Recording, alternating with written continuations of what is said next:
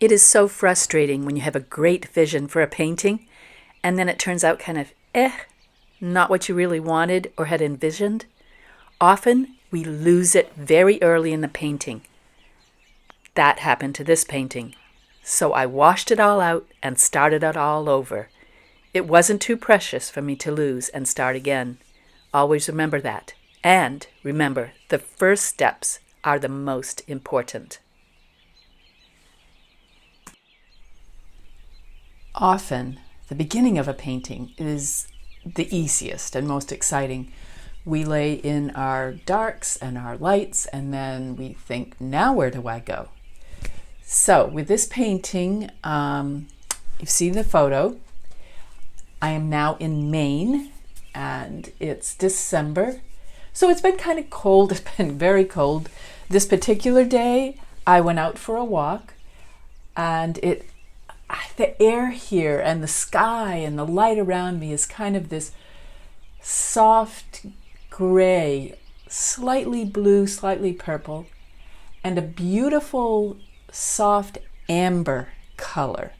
Just a golden glow, and how it mixes with the gray is so interesting.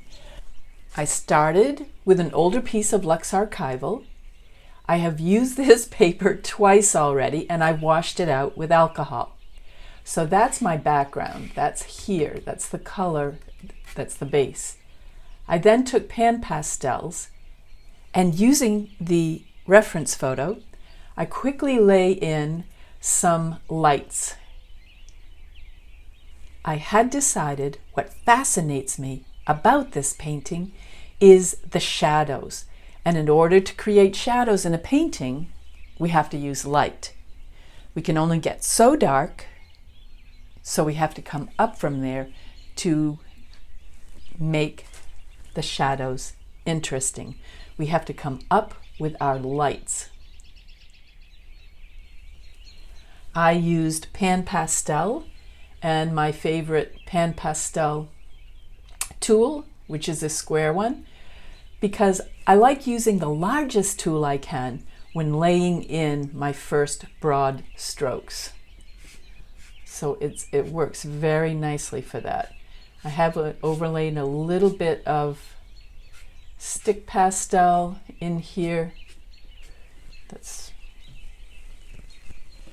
And then I stepped back to check how the shadows are working. Are they interesting shapes within themselves? So let's take a look at that. Let's put this into Procreate and kind of measure things out. We've noticed that there's a couple of shapes that are a little too regular, and granted they are trees. I wanted darker areas. I want this shadow to blend out. So I need to lift that and remove that.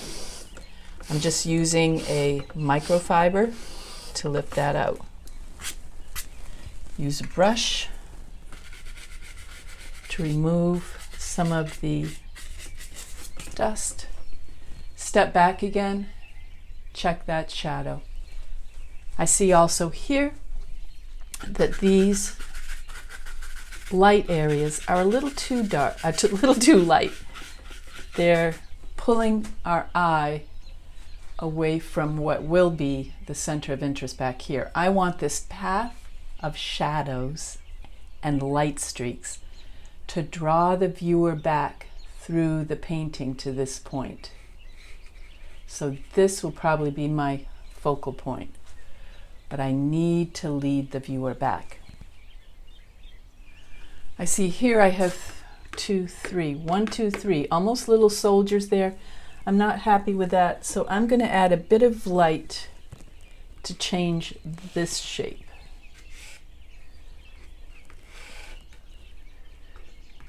A little bit. Take another step back.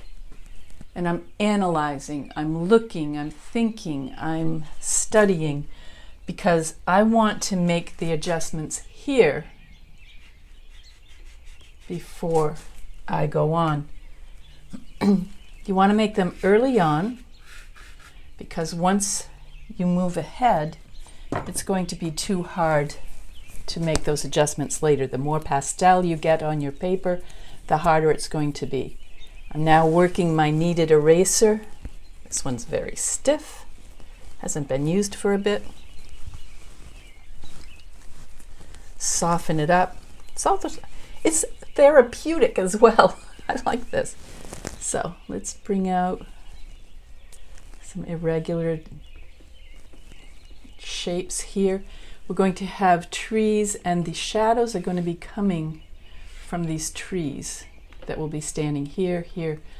So I have to think now, as that shadow goes out from the tree, what happens to the shadows of the branches?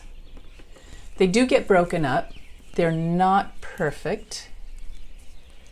And as we know, things in nature, to be interesting when we paint them, we want them irregular.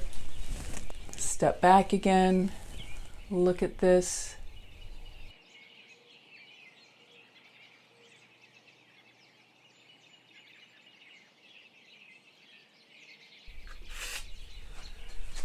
At this point, what I'm looking at are the shapes of these dark lines of the paper showing through.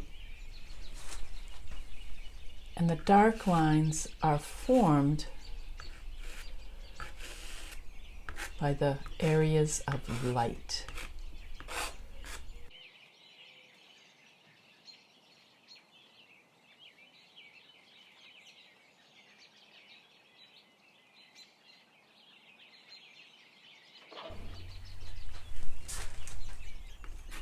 Now this will work in any medium you're working, whether it's watercolor, pastel, acrylic.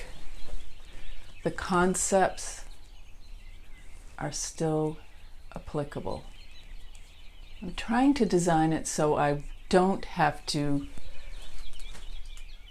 touch those darker areas. I might want to. I tried it once before and I overlay it with a blue, and I didn't like the effect. I like the effect of the paper showing through. I have a little bit here. Now, that's looking better to me. It is a road. This line is very straight, as you can see here. Boom. But this is a road. I was out for a walk. It was cold that day. I am going to blend that together a little more. And here I am using New Pastel. And it's a lighter color. I have done my color fast test, and this one I know it's light enough that it stays color fast. It does not change much at all. All right, let's bring in a couple sparkles very carefully. Perhaps the light hits here a little brighter, and here a little brighter.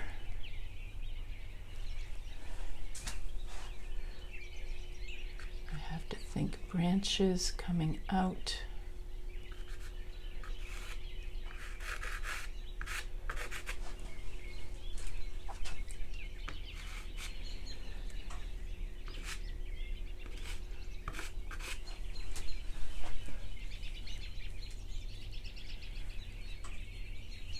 Each shadow needs to be interesting in itself. I'm not sure what this shape is doing. I'm going to soften that. Kind of an odd shape. Even though I am keeping it abstractish, I want it fairly accurate to reality. I think I do want this shadow here to blend. I might bring a little, that tree is coming out here and branches off. There could be just a little break there, and then it blends off. Now this is on a dirt road, so the irregularity of this road is going to affect these shadows as well. Here's my eraser. So here's a branch coming up that way, and this one is heading off over that way.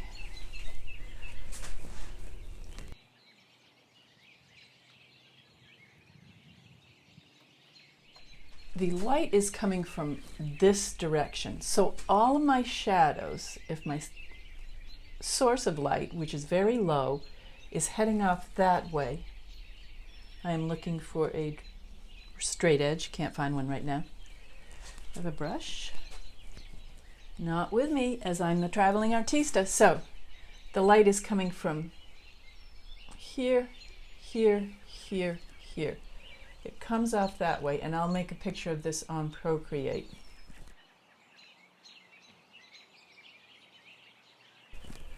So that's why the shadows will go in those directions. I know my light source is there, and in the rule of perspective, if on the road, if I'm looking down and these trees are vertical and they're consistent, then their shadows falling across the road are all heading in the same direction. If you're looking directly down on them, then in the rules of perspective, the rules of perspective say that all parallel lines will converge on the same vanishing point. And in this situation, the vanishing point is my light source.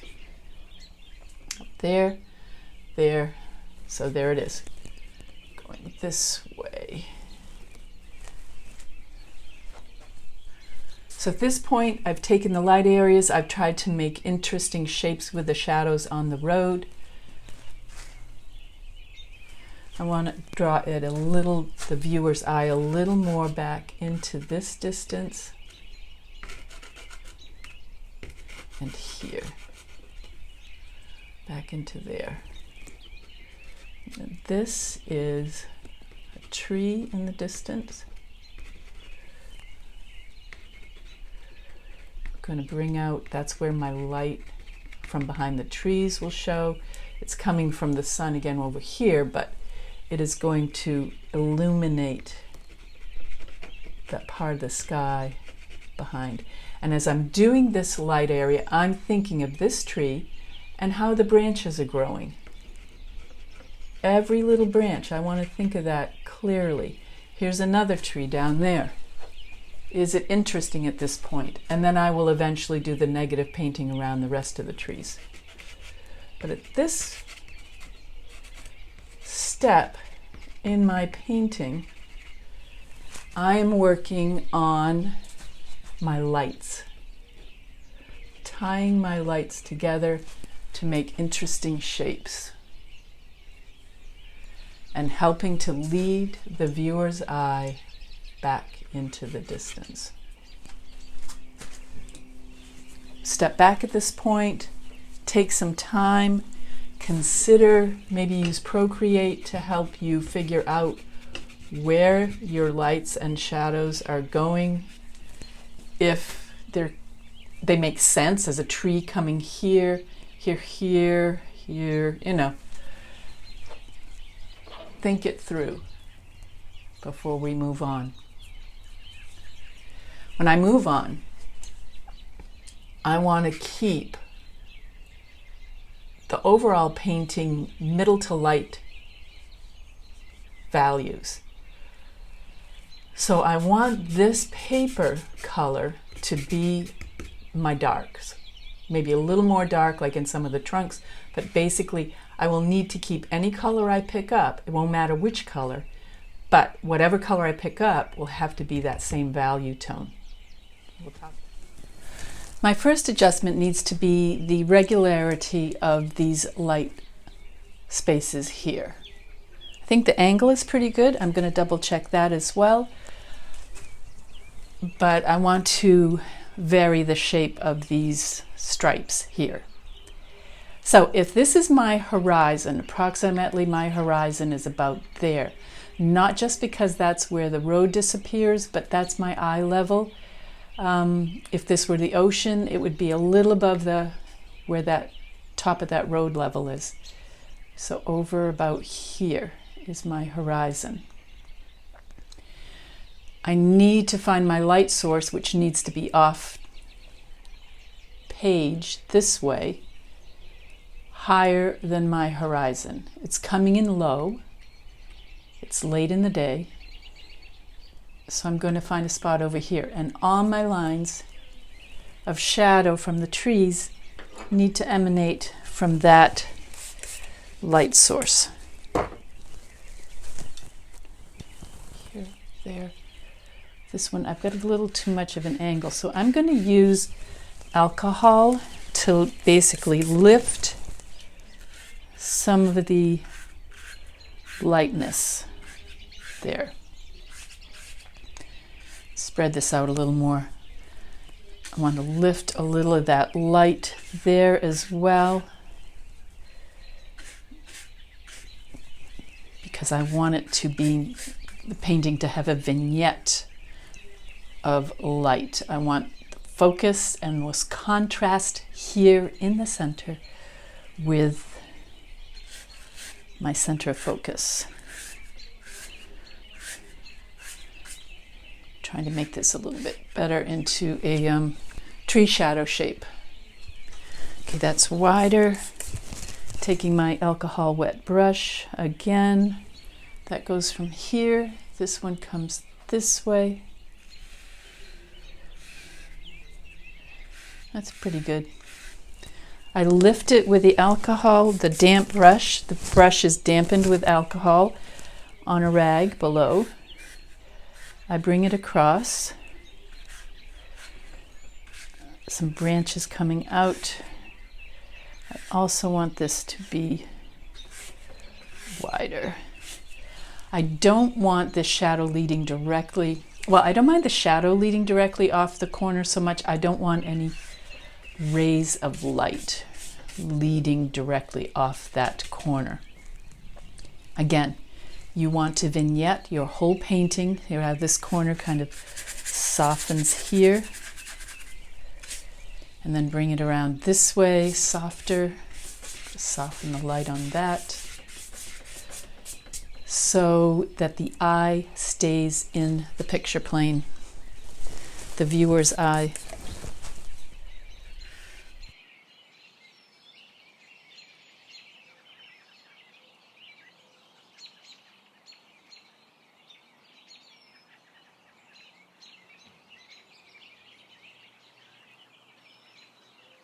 Partly why I'm using the alcohol to lift here is because I want that old underpainting to be the shadow. I want that to shine through and be the shadow.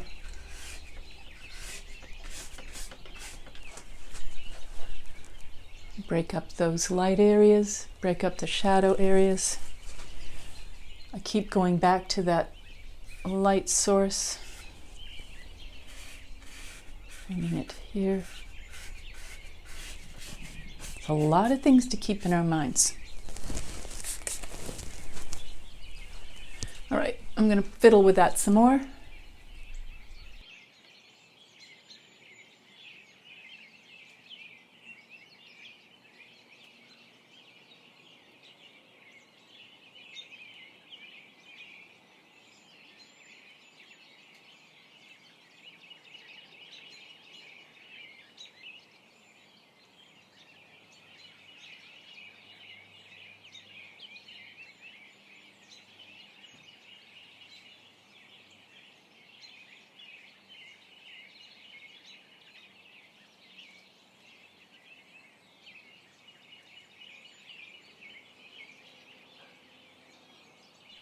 One other aspect that I want to check is that my dark areas are interesting.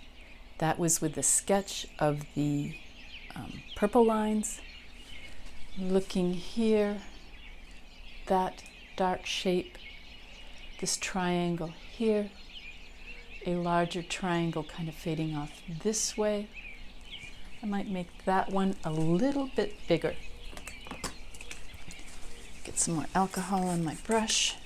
I'm going to get my other brush too, the one that has a finer brush for some detail. Oh, just lost a pencil down behind a table.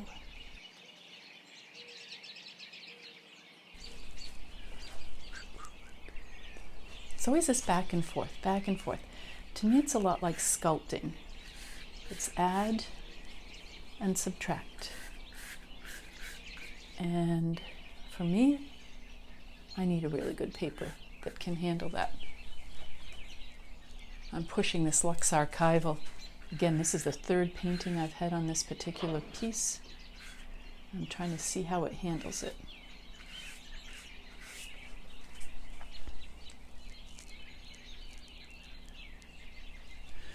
All right, so this dark shape here,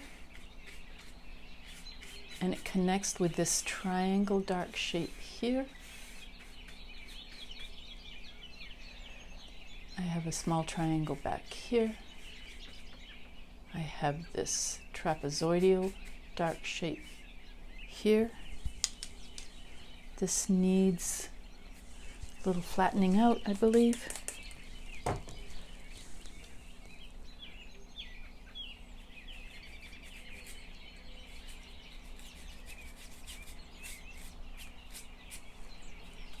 Good, my brush is falling apart. Lots of hairs in there.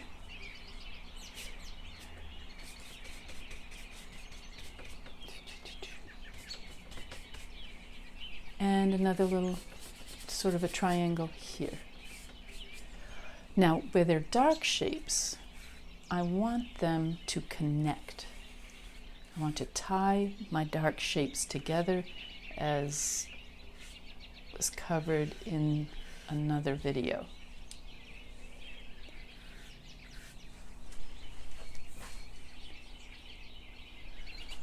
Dark shapes tied together. Okay.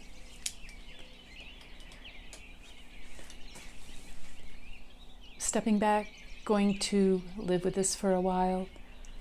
I'm a little upset I've lost a lot of the freshness of that underpainting, but I'm building layers now, adding textures. I think I'll add a little alcohol texture now at this stage. Some dribbles, especially down in here where this is like a gravelly surface. Sometimes I'll do that. Take a brush, irregularly tap, and sometimes lift with a rag.